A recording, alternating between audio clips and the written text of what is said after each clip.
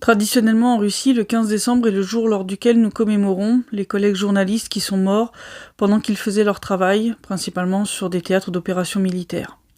Je rappelle qu'en 2014, plusieurs journalistes russes et un journaliste italien ont été tués par des bombardements de l'armée ukrainienne, simplement parce qu'ils faisaient leur travail pour vous informer sur ce qui se passe.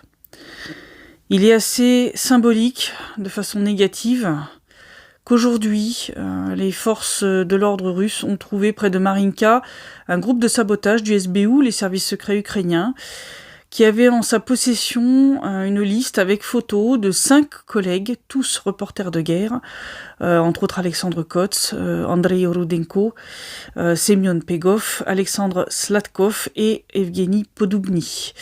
La question est de savoir s'il y a d'autres listes avec d'autres photos. Je rappelle que la plupart d'entre nous, la plupart des reporters de guerre qui couvrons le conflit dans le Donbass depuis plusieurs années, nous sommes présents sur la fameuse liste de personnes à tuer du site Mirodvorets. Et quand on voit que des groupes de sabotage ukrainiens ont des listes avec les noms, prénoms et photos de plusieurs de nos confrères, il y a quand même de quoi s'inquiéter. On peut voir qu'en Ukraine, voilà, la liberté d'expression, liberté de la presse, voilà, ce sont de vains mots. On voit que les journalistes sont pour le Kiev des cibles à éliminer.